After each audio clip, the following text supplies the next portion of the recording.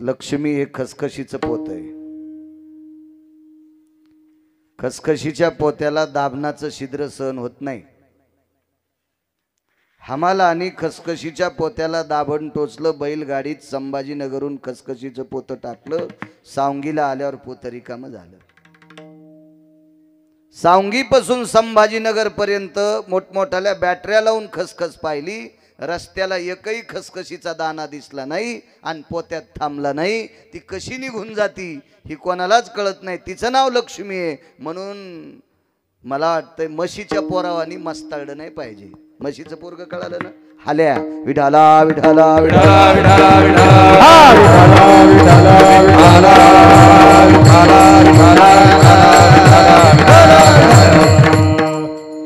या सगळ्या गोष्टीचा हावभाव सांभाळत असताना धर्माची मर्यादा, विटेवरच्या मालकाचं भजन, काशीतल्या मालकाचं भजन, ज्ञानोबाराय तुकोबारायच्या नामाचा टाहाव जे अंतकरणात ठेवतो त्याच्या हाकेला जगाचा बाप धावतो. बाकी नाही, बाकी नाही. एक जण म्हणे महाराज मला भजन करायला वेळ नाही पण मी काम चुकीचं करीत नाही. तू एक नंबरचा महाराज. भजन कधीच करीत नाही आणि एकही काम चुकीचं करीत नाही. हजारो महाराजाची बरोबरी करू शकतो तो.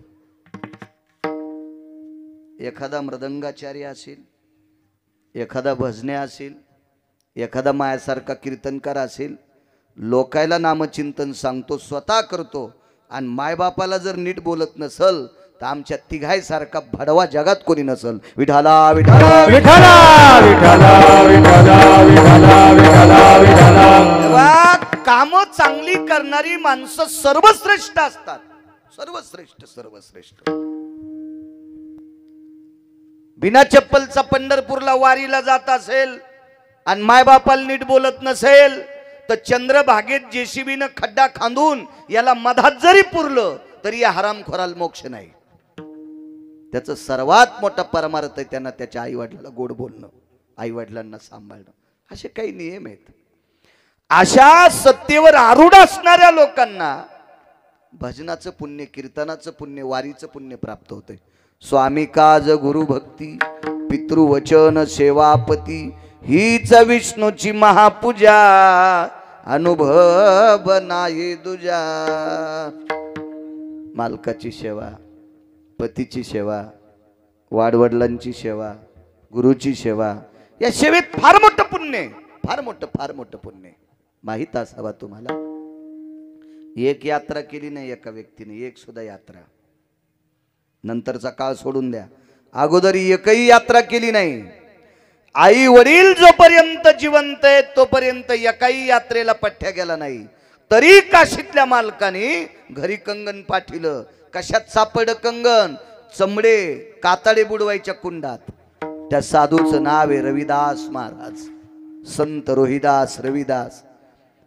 नियत तेरी अच्छी है तो किस्मत तेरी दासी है, कर्म तेरा अच्छा है तो घर में मथुरा काशी है. घरी कंगन पाठिलं पण बूट चप्पल शिवायचा धंदा. शेंडीला गाठ बांधली दोरीची, ती दोरी आतमध्ये बंगईला होती. मान हल्ल्याबरोबर बंगई हालत होती. आई वडिलांना झोका देत होता मानेनं. हात बुट शिवायला जरी गुतले असतील तरी त्या महात्म्याला काशीतल्या मालकांनी कंगन पाठवावं. काय मोठी ताकद आहे राजेहो, काय मोठी ताकद आहे. या महात्म्याकडे बघितल्याच्या नंतर 550 श्लोक पाठ केलेलं जरा आषाढ महिन्यातल्या शिदडावानी करू लागलो. आषाढ महिन्यातले शिदड माहित असतील ना तुम्हाला? हे चैत्रात गवसत नाहीत. हे पाणी पडल्यावर जास्त वळवळ करतात. इकून धक्का लागल्यावर इकडं, तिकून धक्का लागल्यावर इकडं.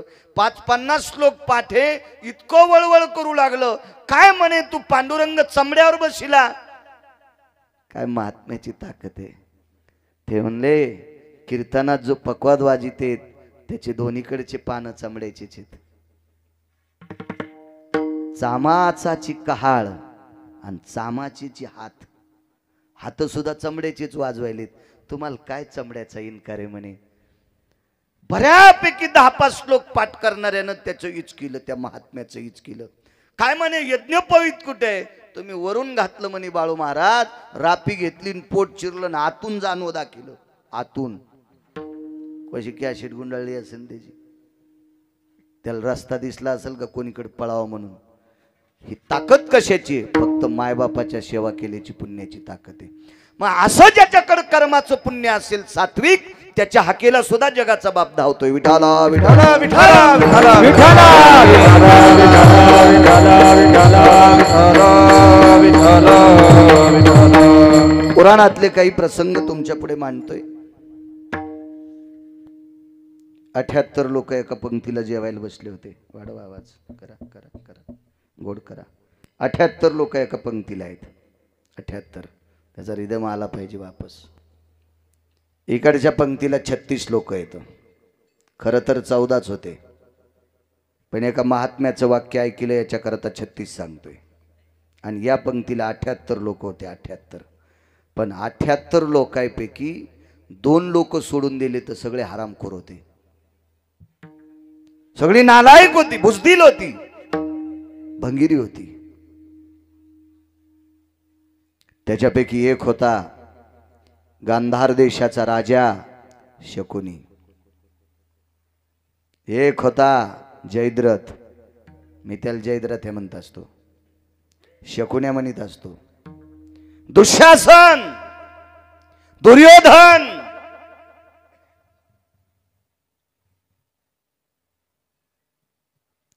या विश्वात वा पृथ्वीवर जेवढे देश आहेत, या सर्व देशापैकी 2 नंबरचा विद्वान ज्याचा पिता आहे, अशा विद्वानाचं नालायक कट्ट सुद्धा त्या पंक्तीला होतं. त्याचं नाव होतं अश्वत्थामा. बाप किती विद्वान, काय पुरुषार्थ बापाचा. जगात 2 नंबरचा विद्वान. जगात 1 नंबरचे राजा दशरथ होते. शब्दवेधी नावाच्या विद्येमध्ये सांगतोय. तर शब्दवेधी नावाच्या विद्येमध्ये द्रोणाचार्य जगात 2 नंबरचे. त्यांचं कार्ट चिरंजीव, मरत नाही, ते अमर आहे. पण नालायकाच्या यादीत ते पण आहे.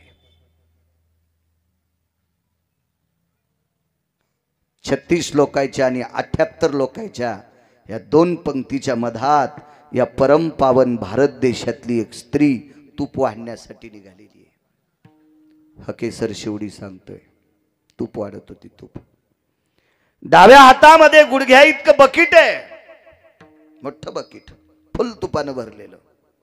आणि उजव्या हातामध्ये बुटका असेल, तांब्या असेल, वगराळा असेल, तूप वाढण्यासाठी. वाढत होती तूप. तूप वाढता वाढता चोळीला 2 गाठी होत्या.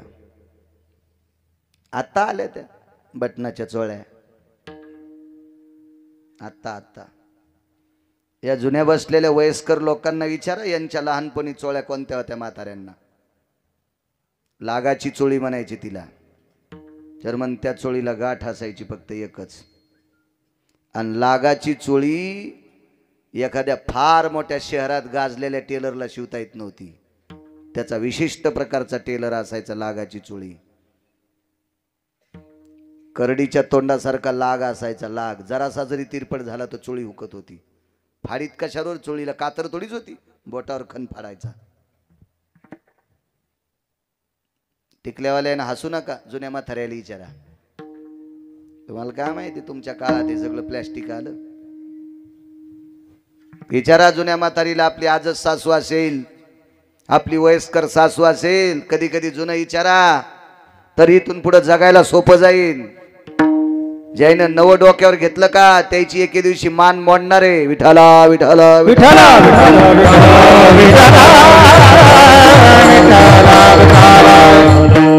एक गाठ सुटली.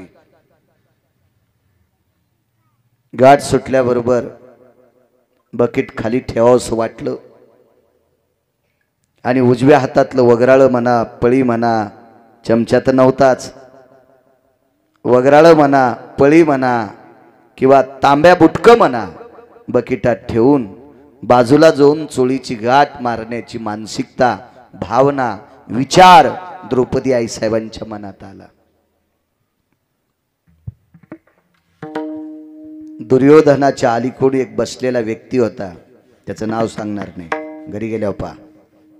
मोबाईल येत मोठाले तुमच्याकडं. इतका हरामखोर, इतका हरामखोर. त्यानं शकुनी सारख्या नालायकाला खुनील हस्तसंकेत केला. गांधार नरेश देखो भला क्या है. शकुन्या फार हरामखोर होता. कौरवांचा मामा होता. कौरवाला पत्ते खेळायला शिकविणारा एक नंबरचा दलिंदर मामा. कौरव कृष्ण परमात्म्याने मारले नाही आरोप करू नका. कौरवाला पांडवांनी मारलं नाही आरोप करू नका. कौरवाला मारले त्याच्या सख्या मामानं. जरा महाभारत नीट वाचा. ज्यानं चांगला भागवताचा अभ्यास केलाय त्याचा ऐका, नाही तर तुम्ही वाचा. बहिणीची 100ला 100 पोरं जर कोणी मारली असतील तर शकुनीनं मारली. शकुनीनं दुर्योधनाची मांडी दाबली. भाषे बुवा काय बघता, काय बघायला खाले तू. मामाश्री वहिनी साहेबाच्या चोळीची एक गाठ सुटली, वरी बघू नये म्हणून खाली बघतो. मूर्ख कुठला. नाही ते त्याच्या डोक्यात भरवलं आणि शकुनीनं दुर्योधनाला बोलायला लावलं. बोल वाढ म्हणे तिला तू. आणि बघ दुर्योधन भडकला. वहिनी साहेब तूप वाढा. बऱ्यापैकी चांगली माणसं हरामखोराच्या संगतीत गेल्यावर वाईट होत असतात. आमची इथे एका बैलाला दावे खायचा नाद होता. जर्मन चराट खात होतं, ते कासरा खात होतं. संध्याकाळी 12-12:30 वाजता त्याचा कासरा चावून तुकडा करायचं आणि शेजाऱ्याची मक्का खाऊन यायचं. त्या माणसानं गारानं केलं म्हणे, बाळू महाराज सोपते कवा तुम्हाला. लोकायला कीर्तन सांगता आणि संध्याकाळी बैल मोकार सोडून देता. मान खाली घालायला लागली मला त्याचं ऐकेल. मी कीर्तनापुरतं सांगायलो. त्याच्या भंगिऱ्यात मकाला बैल घालायला मी इतका मूर्ख आहे का. कशाला जाऊ त्याच्या मक्कीत, कशाला बैल जाऊ देईल मी. पण कीर्तनापुरतं सांगायलो. गड्याला सांगितलं. गड्यानं रुमनं काढून त्या बैलाला खूप मारलं. वळा आले त्याच्या पाठीवर, कातड गेलं त्याचं. दुसरा बैल हसू लागला. लय मका खातो का म्हणला दुसऱ्याची. आपल्या इथं कमी वैरण आहे का, कशाला जातो रे. बैल लय शहाणं. बैलानं दुसऱ्या दिवशी चेअरमन त्याचा कासरा खाल्ला आणि मग आपला खाल्ला आणि त्याला मका खाल नेलो. बरेच नालायक बैल चांगल्या बैलाला सोबती नेतात. मी बैल म्हणायलो बैल. तुम्ही इतका अंगाव घेऊ नका. मी बैल म्हणतोय बैल.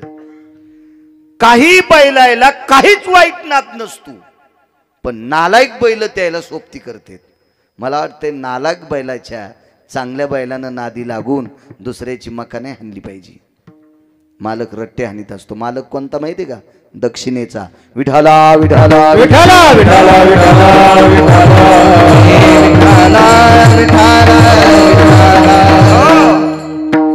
तसा दुर्योधन मुळात वाईट नव्हता महाराज. दुर्योधन ठराविक लोकांच्या संगतीनं नालायक झाला. त्याच्यावर कशाला हात देतो रे. पुढं सरक न, लय तू कंबर मोडी का, सरक पुढं.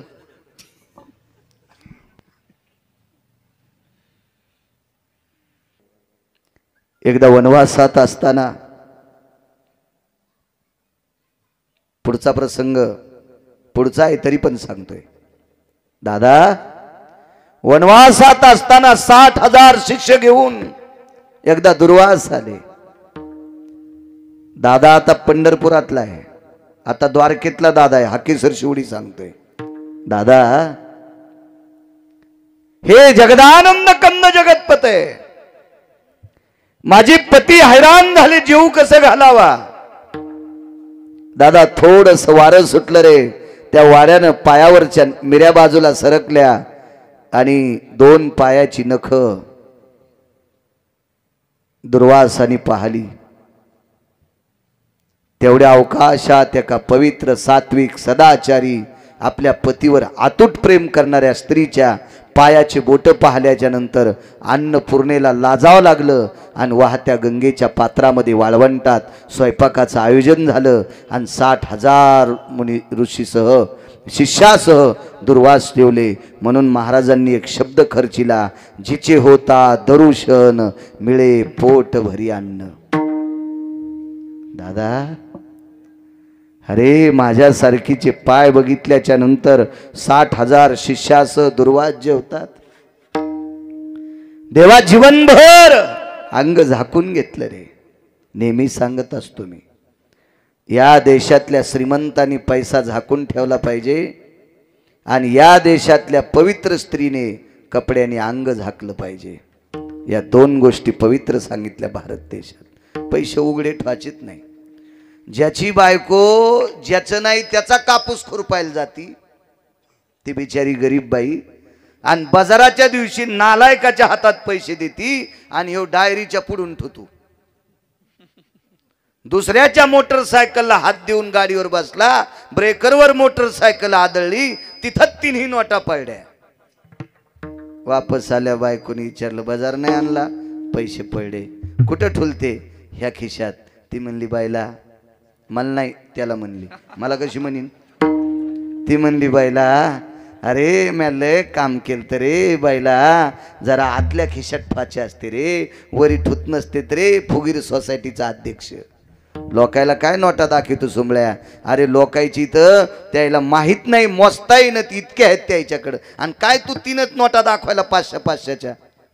लय काही कायला नात फुकट कळण शेंडी वळवळ. पळीभर पाणी घेतून समुद्राला आंघोळ घालतो. पैसे झाकलेले असावा, देशाची स्त्री सर्वांग कपडे घातलेले असावा. द्रौपदीचं जीवन गोड होतं.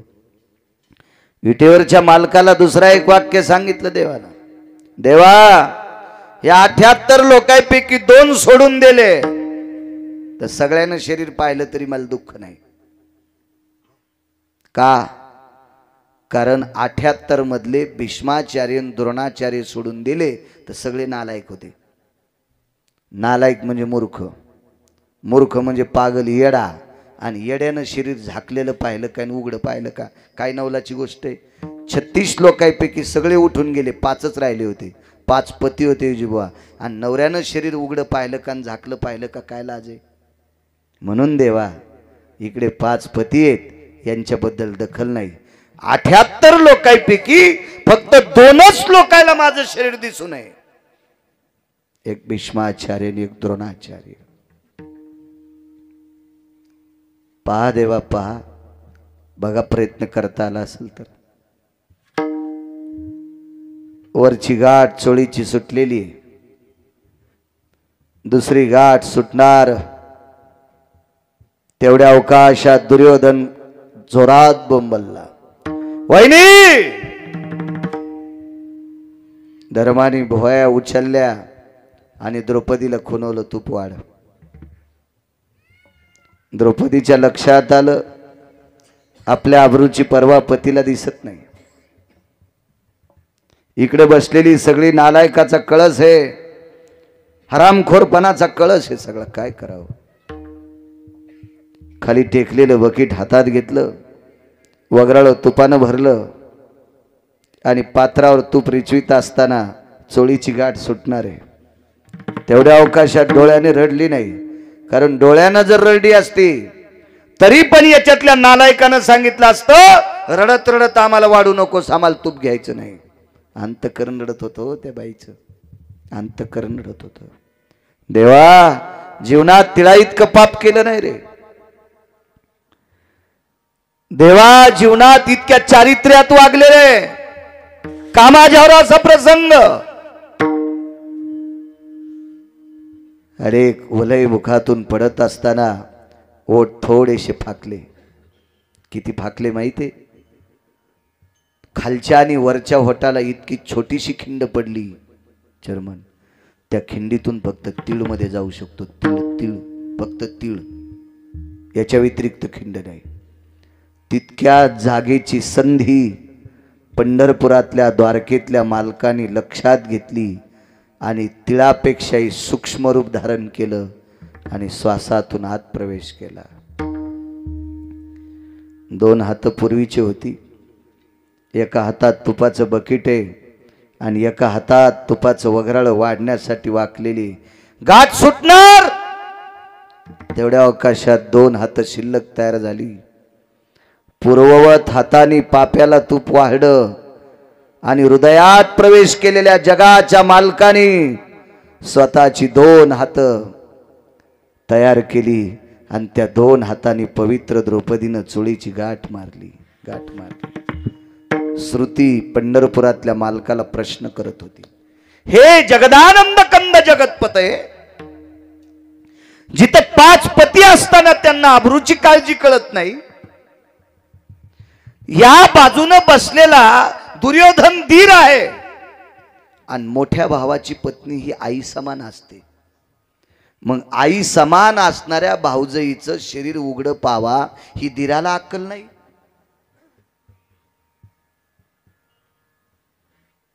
महाराज, भाच्याची पत्नी ही लेकी समान असते. भाची सून ही पोराच्या बायको जशी सून असती तशी भाच्याची पत्नी सुद्धा लेकी समान असते. लेकी समान असते. पोटच्या लेकी इतकी. अक्कल गहाण झालती का गांधार नरेशाची? कुठे गेली असेल अक्कल?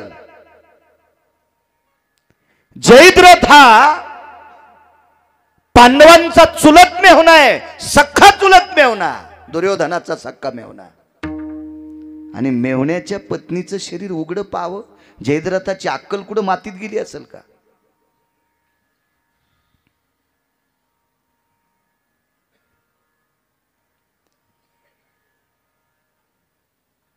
श्रुती विचारत होती देवाला. देवाने विचारलं, तू कशा करता विचारते? मी याच्या करता विचारते, रक्ताच्या नात्यातली माणसं नालायक झाली. ज्यांच्या नावानं कुंकू लावत होती त्यांनी माना खाली घातल्या. तुला काय गरज होती आतमध्ये प्रवेश करून हाकेला धावण्याची आणि 2 हात तयार करून चोळीची गाठ बांधून तिची प्रतिष्ठा थांबवण्याची? तुला गरज काय होती देवा? काय गरज होती तुम्हाला? कशा करता तुम्ही हा टास्क केला? तुम्ही रिकामे आहेत का? विटेवरच्या मालकानं सांगितलं, श्रुती तुला काय सांगू, द्रौपदीचं काय प्रेम आहे. विराट राजाच्या घरी शेण काढत असताना अविरत माझं चिंतन, विराट राजाच्या घरी दळताना सुद्धा माझं चिंतन. एक पुरावा सापडला.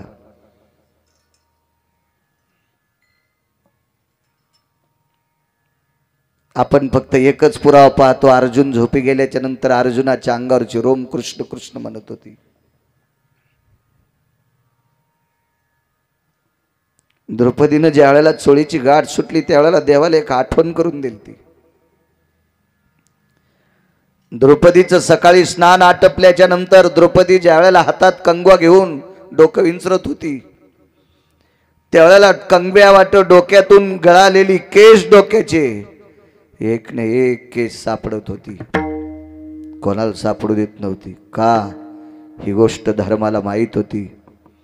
आणि कौरवाच्या पक्षामध्ये कांतिप्रिया नावाची दासी होती. कांतिप्रिया नावाची दासी ही गांधारीची दासी होती. आणि गांधारीच्या दासीला माहीत होतं अर्जुनाच्या अंगावरचे रोम कृष्ण म्हणतात झोपी गेल्यावर, आणि द्रौपदीच्या अंगावरचे रोम कृष्ण म्हणतात. 15 दिवस शिल्लक राहिले होते. 15 दिवस अज्ञातवासात.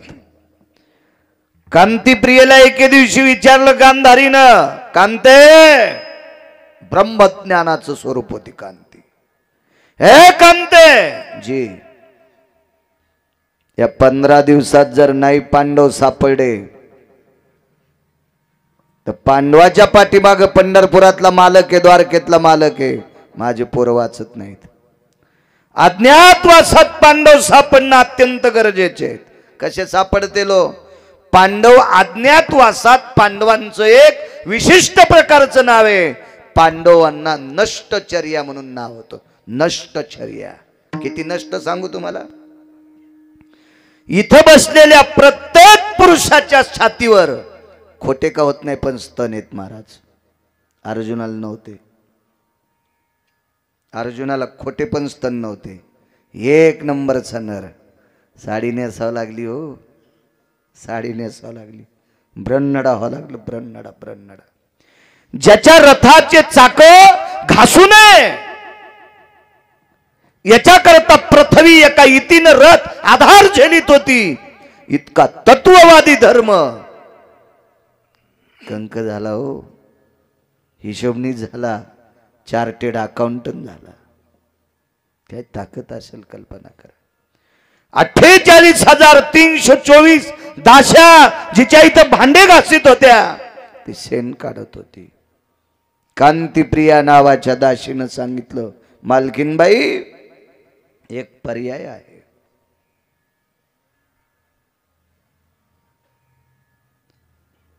जी जी सात्विक राजे आहेत त्या सात्विक राजाच्या नगरीत पांडव असतील. काय करावं लागेल ग?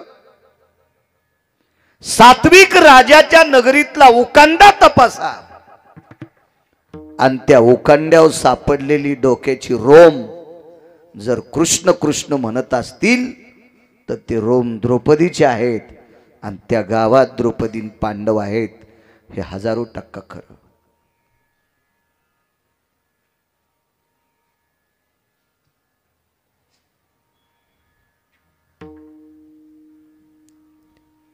कलियुगामध्ये जनाबाईनं हात लावलेल्या गौऱ्या विठ्ठल विठ्ठल म्हणत होत्या. वैकुंठवासी माधव महाराज मगरांचा पुरावा आहे.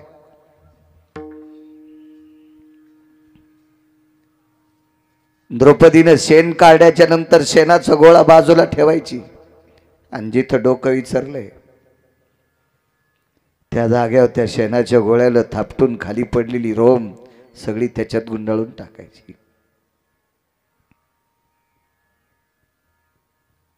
तुळशीच्या बाजूला एक शेकोटी असायची, त्या शेकोटीत त्या शेणाची गोळी वाळलेली टाकून द्यायची.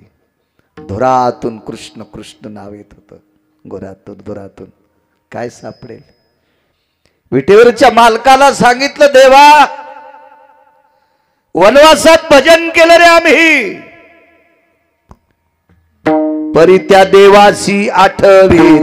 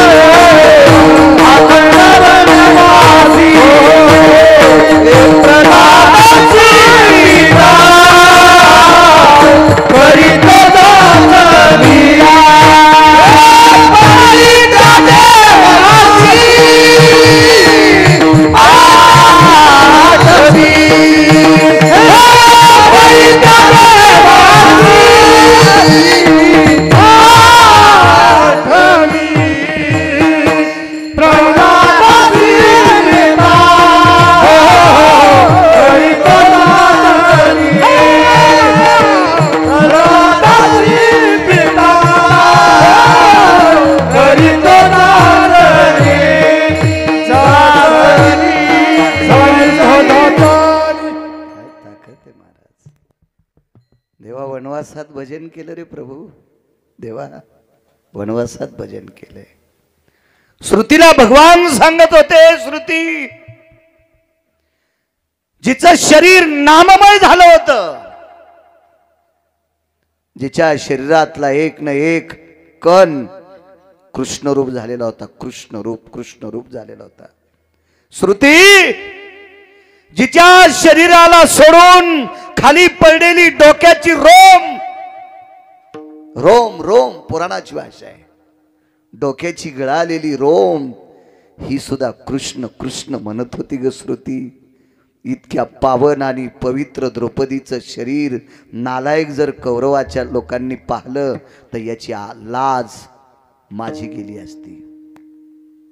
मंत्र्याचं पोरग जर गोदड पांघरून रस्त्यान फिरत असेल तर लाज कोणाची जाती? समर्थाचे बाळ पांघरे वाकळ. जर त्यानं गोदड पांघरून फिरत असेल, कोणाची लाज जात असती? त्याच्या बापाची. मी जगाचा बाप हे श्रुती, माझ्या सत्तेशिवाय झाडाचं पान हलत नाही. ही सत्ता माझ्या ताब्यात आहे. सख्या बहिणीपेक्षा माझ्यावर अतूट प्रेम करणारी द्रौपदी. सामान्य प्रेम असेल का द्रौपदीचं? कपाळावर कुंकू असल्यावर पदराकून नाटी फाडीत नसते. आणि पदराकून नाटी फाडायची दशी एक प्रसंग असतो, तो माझ्या महाराष्ट्रातल्या भारतातल्या स्त्रीला येऊ नये. मालक गेल्याच्या नंतर 13व्या दिवशी भाऊ नाटी आणीत असतो. नियमानं त्याची दशी फाडावं लागती, तसं नेसता येत नाही. ज्या वेळेला भगवंताचं बोट कापल्याचं निमित्त केलं, द्रौपदी सुभद्रेनं एकही बांधली नाही. द्रौपदीनं पाहिल्याबरोबर हातात बोट दाबलं, मधातून चिंधी आणते, लक्षात घेतलं. बोट सोडल्याच्या नंतर महालात जाऊन महालातून वापस येईपर्यंत हाताचं रक्त किती जाईल त्याच्यापेक्षा डाव्या हाताने तसाच बोट दाबलं, उजव्या हाताने पदर बगलात दाबला आणि कोपरा फाडणार उद्धवासारख्याने आवाज दिला, ताई. काय उद्धव दादा? ताई. कपाळावर कुंकू असल्याच्या नंतर पदराकून नाटी फाडत नसते. द्रौपदीनं बोट हातात दाबलेले, पदराचा दुमाला बगलात दाबलेला आहे आणि उजव्या हातानं कोपरा फाडत होती. तेवढ्या अवकाशात उद्धव ओरसला आणि सांगितलं, ताई, पदराकडनं नाटी कपाळावर कुंकू असल्याच्या नंतर पातळ फाडत नसते. उद्धवाकडनं पाहता खाली पाहिला आणि तोंडातून आवाज पडला, उद्धव दादा, कपाळावर कुंकू असल्याच्या नंतर पदराकून नाटी फाडीत नसते याचं मला ज्ञान आहे, पण नाटी त्याच्यासाठी फाडायले. ह्या कपाळावर कुंकू किती दिवस ठेवायचंय हे त्याच्या हातात आहे. ह्या कपाळावर कुंकू किती दिवस ठेवायचंय आणि कोण्या दिवशी कपाळ पांढरं करायचंय हे ज्याच्या हातात आहे त्याला जगाचा बाप म्हणते रे उद्धव दादा. त्याच्यासाठी चिंधी फाडते. हे 2-3 प्रसंग ज्या वेळेला श्रुतीला सांगितले त्यावेळेला श्रुती धाय मोकलून रडत होती. आणि मग भगवंतानं सांगितलं, श्रुती, याच्या करता मी अशा निष्ठावंत भक्तांच्या हाकेला धावतो. म्हणून मालक पहिल्या कडव्यात म्हणतो, आखे सरसी ओडी, हाके सरसी ओडी, हाके सरसी ओडी, हाके सरसी ओडी, हाके सरसी ओडी, हाके सरसी ओडी, हाके सरसी ओडी, हाके सरसी ओडी, हाके सरसी ओडी, हाके सरसी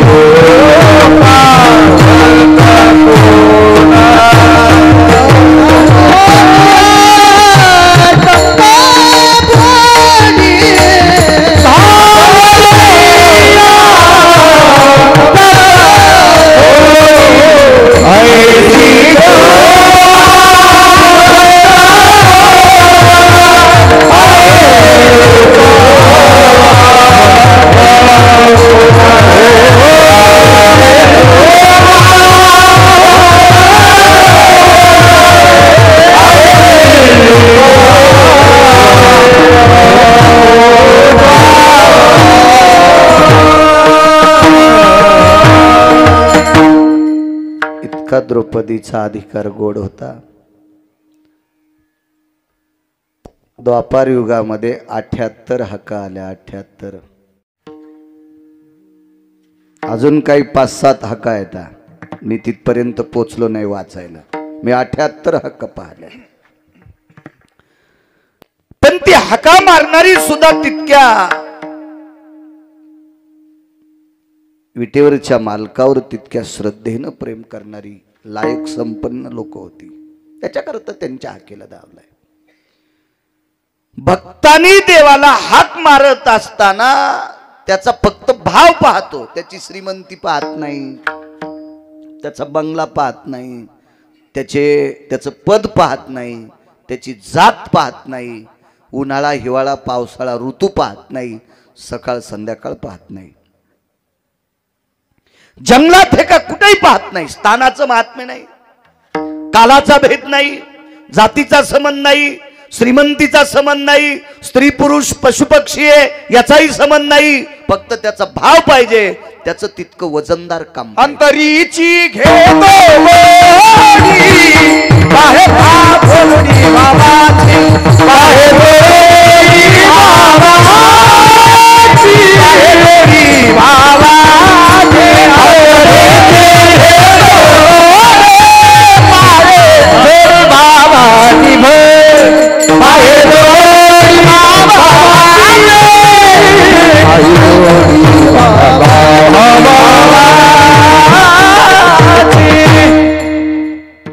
फक्त प्रेम पाहिजे, भाव पाहिजे, भाव पाहिजे.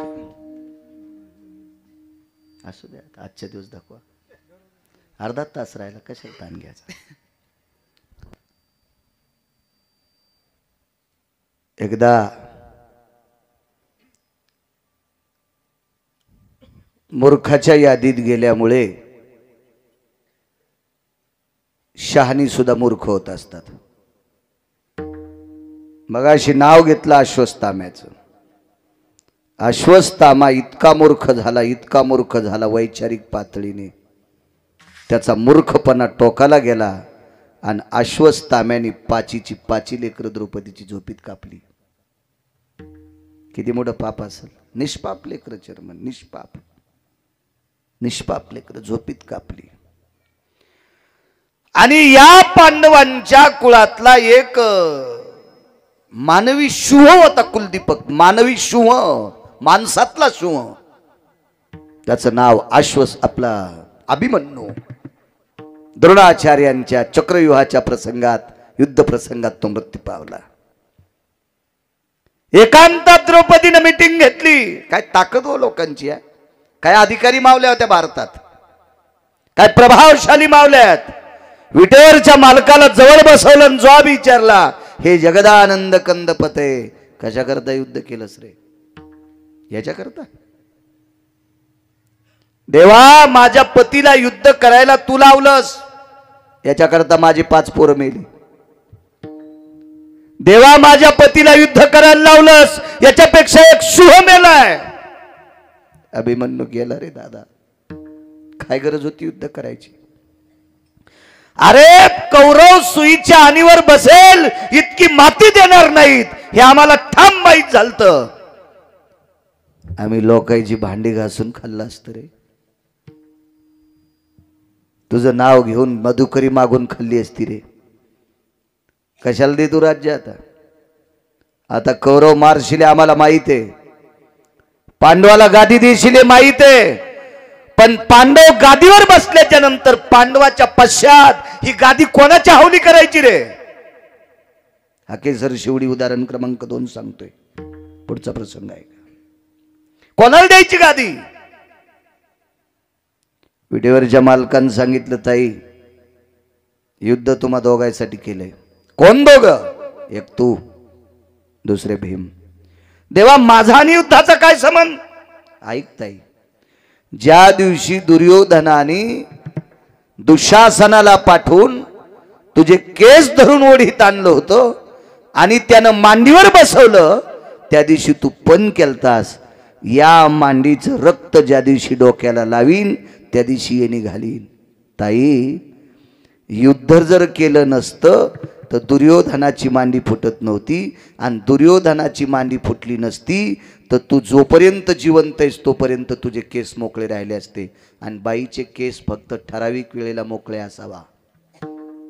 बाईनं कधीही मोकळे केस ठेवायचे नाही. कोण्या? या संस्कृतीतल्या. बाकीच्या इचकायची आपली काय लायकी आहे, आपली पात्रता नाही, आपली योग्यता नाही, आपलं ते ज्ञान नाही, आणि हा संप्रदाय सांगत नाही. बाकीच्याहून काय गरज आहे?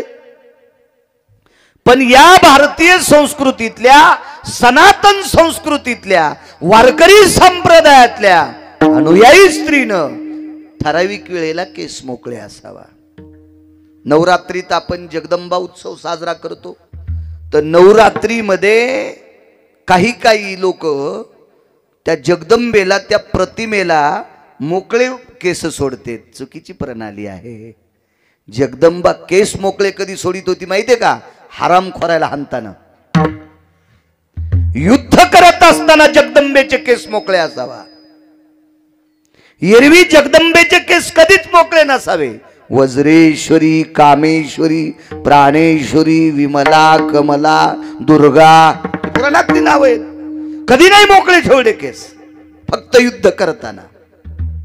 या भारतीय संस्कृतीतल्या पवित्र स्त्रीचे केस 4 दिवस मोकळे असावा, रजस्वाला असताना. कुंखाच्या करंड्याला हात लावायचा नाही. आरसा एखाद्या अडचणीत असतो तिथं शिवायचं नाही, म्हणून मोकळे असावा. अजून 4 प्रसंगातला एक प्रसंग सांगतो. आपल्याकडे संस्कृतीमध्ये भावकीतला माणूस जर गेला तर 10व्या दिवशी सुतक फेडायला एका विशिष्ट प्रकारच्या नदीवर किंवा गंगेवर जात असतात. आणि तिथं सुतक फेडलं त्या दिवशी घरापर्यंत येईस तर केस मोकळे असले तरी चालते. एरवी केस मोकळे ठेवायचे नाही. अजून 2 ठिकाणी मोकळे ठेवतेत, पण त्याला पुराणात आधार नाही, अंगात आल्यावर.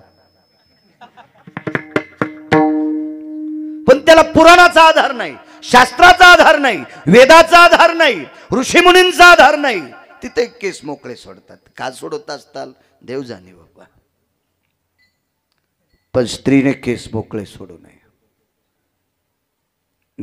ताई, तू तर पण केलता ज्या दिवशी रक्त मांडोक्याला लाईन, आंघोळ करीन नाहीन, त्या दिवशी केस बांधीन. याच्याकरता युद्ध करावं लागलं. आणि भीमाने एक पण केलता, ज्या मांडीवर माझी धर्मपत्नी बसली ती मांडी एके दिवशी फोडणार आणि त्या मांडीचं रक्त घाटा घाटा प्याणार. असं म्हणलं असेल का भीम? भागवतकारांनी वाचून सांगितलं पाहिजे.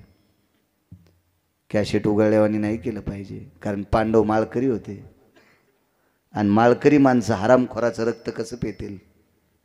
भीमाचा पण होता, यती जन्नू जंघा ललाट प्रपटले शिमतिलकोती जायते.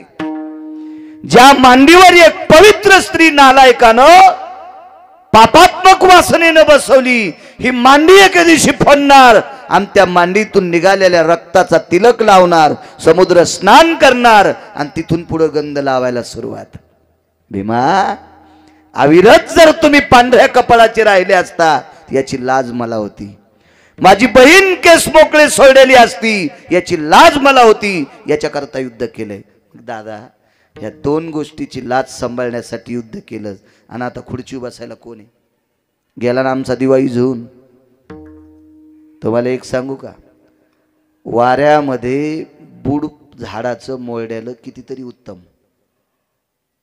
पण वाऱ्यामध्ये झाडाच्या सगळ्यात जर फांद्या उडून गेल्या आणि चर्मन बुड जर शिल्लक राहिलं तर बुडाला दुःख असते. बुड या शब्दाचा अर्थ बाप, आणि फांद्या या शब्दाचा अर्थ लेकरं. लेकरं गेल्यावर बापाला आनंद असतो का? बुडाला किडा लागला सगळे जातील, पण फांद्याला किडा लागल्यावर, फांद्या गेल्यावर बुड निस्तर राहिल्यावर काय कामाचं? देवा, काय करायची रे आम्हाला गादी? ताई, काळजी करू नकोस. 4.5 महिन्याचा गर्भ तुझ्या एका सुनबाईच्या पोटात आहे. तिचं नाव आहे उत्तरा. तिचा झालेला मुलगा या गादीवर बसेल. गुप्तचर बाजूलाच होता. लगेच दुर्योधनाच्या कानात फोन, राजकुमार, अश्वत्थाम्याने 5 मारली. अश्वत्थामा किती नालायक मी म्हणत नाही, देहूतले मालक म्हणतात. तुका म्हणे अंगी राखिली दुर्गंधी, तुका म्हणे अंगी राखिली दुर्गंधी, तुका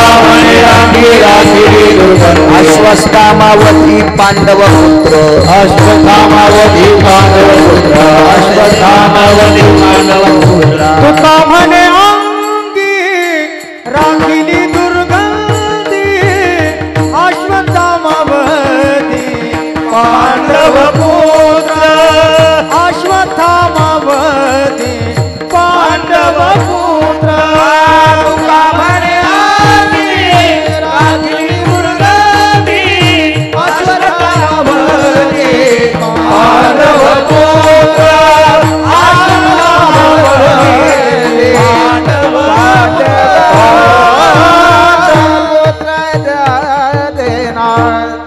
विचारामध्ये इतकी युकृती वाढली आणि वैचारिक पातळी नदीला गेली अश्वत्थाम्याची. म्हणून तुकोबराय म्हणतात तुका मने अंगी राखीली दुर्गंधी अश्वत्थामावधी पांडव पुत्र.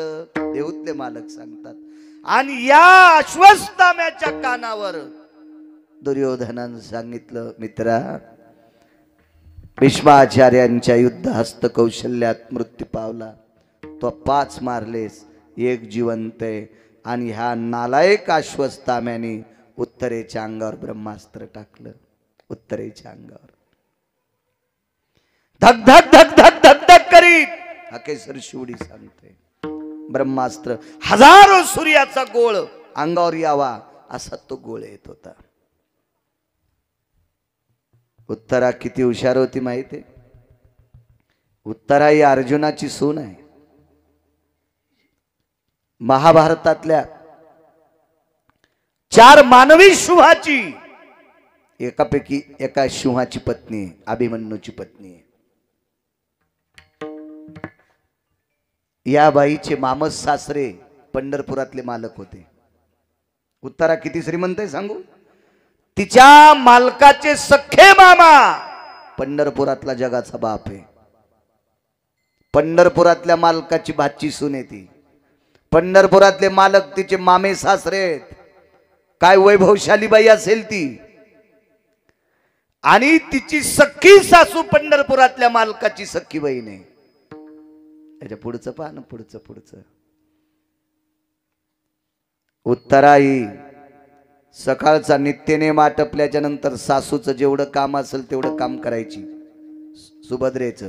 आणि काम आटपल्या विचारायचे आत्याबाई काही काम. तीन सांगायचं आता 2-4 घंटे काहीच काम नाही. तितक्या टायमात द्रौपदीकडे जात होती. द्रौपदी ही सावत्र सासू. पण उत्तरा ही जास्तीत जास्त संपर्कात द्रौपदीच्या होती. आणि द्रौपदीच्या सानिध्यात जितक्या वेळ उत्तरा आली तितक्या वेळ द्रौपदीनं काम नाही करून घेतलं. तिला भजन शिकिलं. तिला परमार्थ शिकिला. तिला विटेवरच्या मालकाचे वैभव सांगायची. त्याचे पाडे सांगायची. एक दिवस असा आला द्रौपदीनं सांगितलं उत्तरा एक बोलू का तुला. तुला जेवढं मला सांगता येते तेवढं सांगितलं ग. पण एक शेवटचं सांगते. आणीबाणीच्या प्रसंगी हल्लीचा शब्द वापरायलो आत्ताचा. आणीबाणीच्या प्रसंगी मागचा शब्द सांगतो. संकटाच्या प्रसंगी जर तुला आठवण करायची असेल तर फक्त पंढरपुरातल्याची कर. तुम्हाला हाक मारू नकोस. सासऱ्याला हाक मारू नकोस. सासूला हाक मारू नकोस. पतीला हाक मारू नकोस. आणीबाणीच्या प्रसंगी जर तुला गरज पडली तर द्वारकेतल्याला हाक मार. तो कृपाळू आहे. तो दयाळू आहे. तो प्रसंग आलाय. हाक मारली. जवळ आलत ब्रह्मास्त्र. इतक्या आवेशात हाक मारली देवा. दोन्ही ओठ फाकल्या गेली. आणि पंढरपुरातल्या मालकाने अंगुष्ट प्रायायति तनु जायते धारम सुदर्शेने स्वगर्भेषु यच्चक्राति भया. अंगठ्यासारखं रूप धरलं आणि श्वासातून प्रवेश केला. आणि गर्भाच्या भोवताल सुदर्शन फिरवित होता. मालकाचा गोडसा पुरावा आहे त्याच्यासाठी सुद्धा. असं सुदर्शन फिरवित होता. ब्रह्मास्त्र आलं आणि सुदर्शनात विलीन झालं. राजे हो, कृतात्रेता युगात ब्रह्मास्त्र सोडलं होतं, ती ब्रह्मवरदानयुक्त शक्ती सोडली होती. ही शक्ती धरण्यासाठी मारुतीराय परेशान होते. विश्वातला एक नंबरचा संन्याशी बेजार आहे. मारुतीरायाची फार सुंदर मूर्ती आहे. चर्मन मंदिर तुम्ही गावकरी मंडळी इतकं सुंदर करता. 1,01,00,000 मंदिर बांधकामासाठी एका फार काळ्या पाषाणाचं, या पाषाणाला हजारो वर्ष आयुष्य असते. रयतेचे राजा छत्रपती शिवाजी महाराजांनी गड किल्ल्याला जो दगड वापरला, छत्रपतींच्या बुजुर्गांनी पूर्वजांनी जो दगड वापरला, तोच काळा पाषाण या पवित्र मारुतीरायाच्या मंदिराला तुम्ही वापरता. याला लाखो वर्ष आयुष्य असते. या दगडाला याला कोणी काही करू शकत नाही. अशा भव्य दिव्य सुंदरशा नूतन वास्तूमध्ये आता बऱ्यापैकी पेटी काम, याला तिथपर्यंत गेलं म्हणजे पेटी काम झालं असं म्हणतात मंदिरावाले. आणि फार सुंदर असं मंदिर तुम्ही करता मारुतीरायाचं. अशा एका पवित्र संन्याशाला सुद्धा ही ब्रह्मशक्ती पकडण्यासाठी फार, रामायण वाचा लक्षात येईल तुम्हाला, फार मोठे कष्ट झालते. आणि हे ब्रह्म अस्त्र एका सेकंदात सुदर्शनात विलीन झालं. इथेही प्रश्न केला. श्रुतीने विचारलं, देवा घरातली माणसं इतकी विकृती हरपून, वैचारिक पातळी हरपून, विकृतीचं टोक गाठून एका पोटातल्या बालकाला, निष्पाप बालकाला दुर्योधन मारण्यासाठी पाठवतो, त्याला तुला काय गरज होती वाचवायची? ऐक श्रुती, ज्याच्या आईनं माझं भजन केलं याच्याकरता धावलं हे सोडून दे. आतलं किती गुणवान होतं, जे 4.5 महिन्याचं होतं का पोटात, ते किती गुणवान होतं, किती गुणवान. ऐका, देवानं त्याचा सांभाळ केल्याच्या नंतर 9 महिने 9 दिवस झाल्यावर त्याचा जन्म झाला. आणि जन्म झाल्यावर उत्तरेनं भागवत पहा, आणि मग उत्तरेनं प्रभूच्या मांडीवर दिलं. त्यावेळेला ते जिभेच्या चुटक्या वाजित होतं, चुटक्या वाजित होतं, चुटक्या. तर उत्तरेनं देवाला प्रश्न केला, देवा मी आई असून माझ्याकडे चुटक्या वाजत नाही जिभेच्या. 42 दिवस वय होतं, फक्त 42 दिवस, 41 ते 42 दिवस. आणि एवढ्या वयाचं लेकरू तुम्हाला बघून कस काय चुटक्या वाजित? भगवंत हसले आणि सांगितलं, उत्तरे मला ओळखिलंय त्यानं, माझी त्यानं परीक्षा केली, म्हणून तर त्याचं नाव परीक्षिती ठेवण्यात आलं. गर्भाम दर्शयामी रक्षंती भयास्थितो बाह्या परीक्षा स्थितवंते इति नाम परीक्षिती. मला सांभाळणारा हाच जगाचा बाप आहे, त्याची बाहेर आल्यावर परीक्षा केली, म्हणून त्याचं नाव ठेवलं राजाधिराज परीक्षिती महाराज.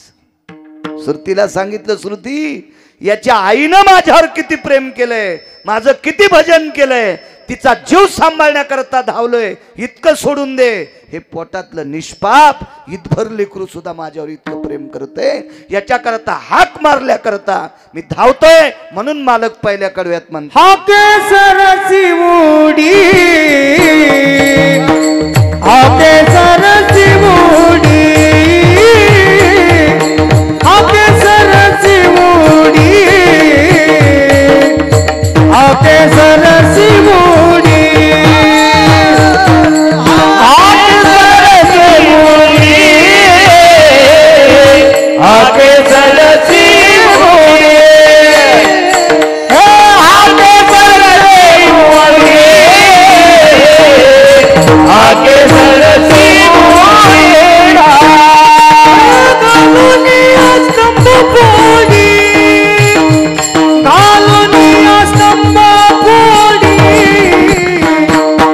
ऐसी कृपावंत कोण, ऐसी कृपावंत कोण, ऐसी कृपावंत कोण, ऐसी कृपावंत कोण, घालुनिया स्तंभ फोडी, घालुनिया स्तंभ फोडी, ऐसी कृपावंत कोण, ऐसी कृपावंत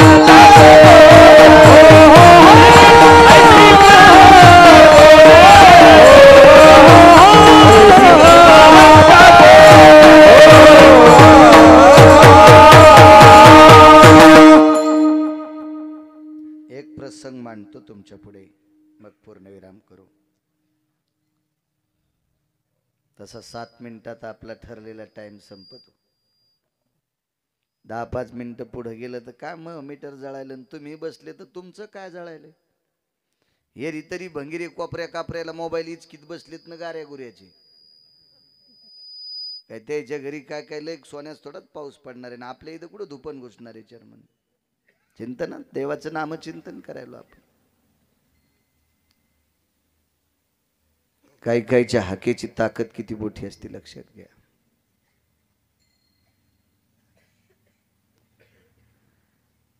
गांधारी ही चिखलाच्या हत्तीवर बसून आल्या.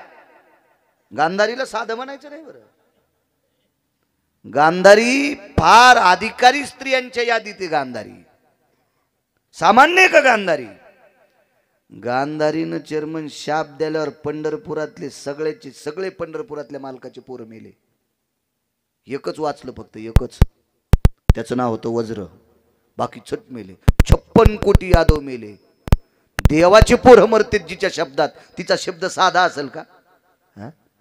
ती काय दुसऱ्याच्या गोठ्यातलं शेण चोरणारी होती का दुसऱ्याच्या तुरीच्या शेंगावर पिणारी होती.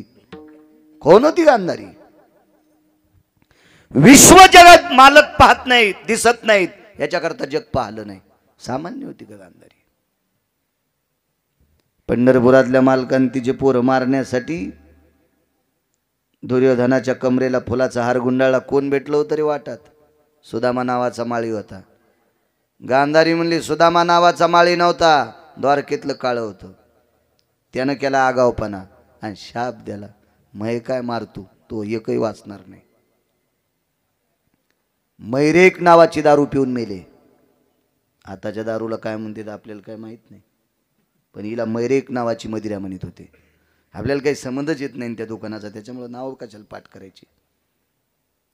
मध्यानाम मैरेक. खालीवरी झाल्यावर स्वर जातो बघा. असं होतंय. एकदा तुमची पण बेजारी झाली. विठाला विठाला विठाला विठाला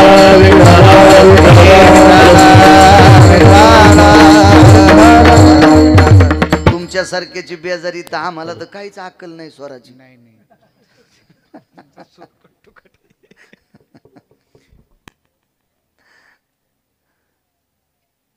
आणि हल्ली गुणीजनांचा प्राण झालाय साऊंड. शाहीच्या पानाला आवाज दिला की असं गोडवा असं मस्त छानसं वाटतं. चांगले वस्तू वगैरे सगळ्या ओरिजिनल आहेत त्यांच्याकडे सुद्धा चांगले छान.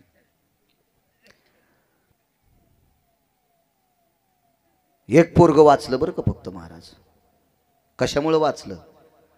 त्याला एका वारकऱ्याचा प्रसाद खायला भेटला इजूबा. त्या वारकऱ्याचं नाव होतं सुदामदेव. चिमुटभर पोहे खायला भेटली. काय यमाची मायवेली.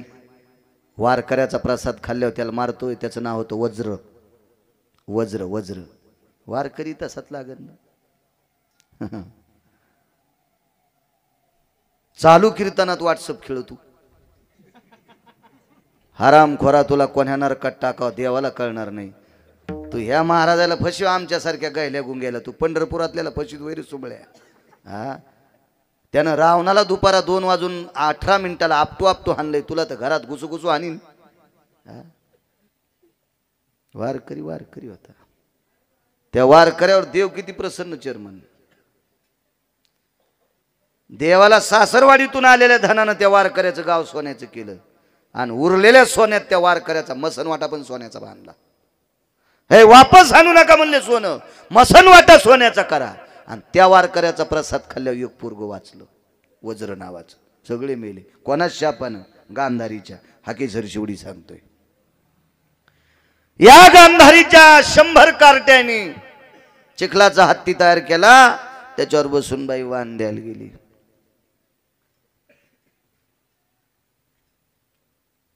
वाण दिलं कुंती आई साहेबाला. वा कुंती आई साहेबाला ज्या वेळेला वाण दिलं कुंतीला आनंद वाटत होता वाण देताना. पण मालकाचं शरीर कमरेपासून खाली गार पडलंय. पितामह भीष्माचार्याला आमंत्रित केलं आणि यमाच्या जाचातून पंडूराजाला वाचवलं. त्याच्यावर बऱ्याच काळ पंडूराजाला आयुष्य प्राप्त झालं. पण संक्रांत पुढची आली. पोरा अधिकारी होते हो, फार पोरा अधिकारी, 5च पण अधिकारी. 10-12 दिवसानं 5-7 दिवसानं संक्रांत आली आणि संक्रांत जवळ आल्याच्या नंतर धर्माने विचारलं, आई उद्वेग काय? काही नाही बाळा,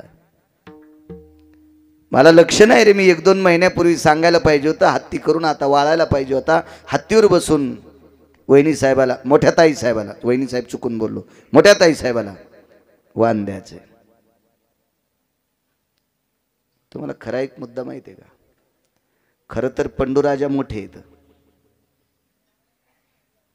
धृतराष्ट्र वयानं लहान आहे, आंधळा राजा नसतोय. पण का झालाय यांना का नाही? विदुर दाशीपुत्र होते याच्याकरता नाही. हा भाग सोडून द्या, जरा चांगलं वाचा. महाभारत वाचणं अत्यंत गरजेचं आहे बरं.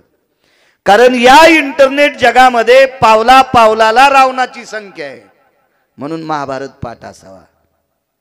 त्रेतायुगात एकच रावण होता, म्हणून रामायण पाठ असणं गरजेचं आहे. आता रावणांची संख्या शिल्लक झाली, याच्याकरता महाभारत पाठ असणं गरजेचं आहे, तरच जगता येईल. हो, पावला पावलाला संख्या. हो, इतकं सोपं समजू नका महाभारताला. गीता तत्व आहे, महाभारत आहे. महाभारतातलं भीष्म पर्व हे गीता आहे. अत्यंत गरज आहे, अत्यंत काळाची गरज.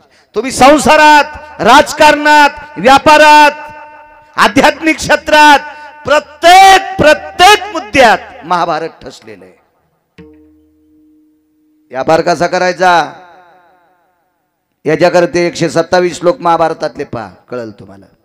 राजकारण कसं करायचं भगवान कृष्णाकडून शिका. 1 नंबरचा राजकारणातला डॉन कृष्ण. कनक असेल, विदुर असेल, शिका तिथून, शिका. गरज आहे काळाची. सोबत राहणारी, संग राहणारी माणसं इतकी नालायक आहेत, त्याला न कळू देता, त्यांचा नालायकपणा न छेदता आपला जय प्राप्त करून घेणं, हेही महाभारतात शिका. सख्या भावाचा अपमान न करता त्यानं केलेली सोयरीक मोडून, सोयरीक मोडी अशी झाली नाही पाहिजे, भावाचा अपमान नाही झाला पाहिजे, आणि चुकीच्या घरी बहीण दिली नाही पाहिजे, असा निर्णय कृष्णाकडनं शिका. शिका ते राजकारण, अत्यंत गरज आहे. ते खरं राजकारण असते, ते तिथून शिकावं. म्हणून महाभारत अत्यंत गरजेचं आहे. महाभारतामध्ये 44 शत्रूपासून कसं मुक्त व्हावा हे शिका. त्रेतायुगात 3च शत्रू मूर्ख होते, त्याच्यापैकी एक तुटलेल्या नाकाची होती. त्याच्यापैकी एक तुटलेल्या नाकाची होती शूर्पणखा. 3च. इकडे 44 होते. 44. कौरवाच्या पाठीमाग 44 शत्रू. हे दाखवले पंढरपुरातल्या मालकानं. हे अर्जुना पाहे पार्था, हे पार्था बघ बघ बघ, हे 44 शत्रू आहेत. हे सर्प आहेत, हे भुजंग आहेत. हार्डवेअर शब्द होता आपल्याकडे. हार्डवेअर त्याचं कट्टर वैर आहे रे. त्याचं हार्डवेअर आहे. हे कुठून तयार झालं माहितीये? महाभारतापासून. जरासंध नावाचा नालायक राजा हा मथुरेच्या राजाचा सासरा होता. त्या राजाचं नाव होतं कंस. या जरासंधाच्या 2 वाहटुळी म्हणजे पोट्ट्या नालायक होत्या. त्या हरामखोर होत्या. नवऱ्याच्या कानात सांगून सासू सासऱ्याला अंधार कोठडीत टाकलं होतं. इतक्या नालायक होत्या. तुम्हाला एकच माहित असेल, देवाचे आई वडील बंदीशाळेत टाकले. कंसानं स्वतःचे मायबाप सुद्धा अंधार कोठडीत टाकले होते, नालायक बायकायचं ऐकून. इथं बसलेले बायकायचं ऐकून मायबापाला त्रास देऊ नका, झोपीत छत अंगावर पडन, घरा सगळं माती करावं लागेल. हो, तुम्ही बी असं सांगा जाऊ नका, टिकलेवाले होत. हो, नवऱ्याचे मायबाप मातीत घालायचं काम करी जाऊ नका. हो, कंस वाजला, एका बुक्कीत हाणला पंढरपुरातल्या मालकानं. आपल्या नवऱ्याची काय ताकद आहे, कणगुळीत उडन. असं चुकीचं सांग जाऊ नका. हा जरासंध मृत्यू पावला. 34 पैकी एक शत्रू. याला हस्तगत केलं शकुन्यानं. याचं एक हाड काढलं मेल्याव. ते हाडाचे तुकडे केले 4. त्या 4 तुकड्याच्या घासून गोट्या केल्या 4. या लुडोच्या गोट्या म्हणा.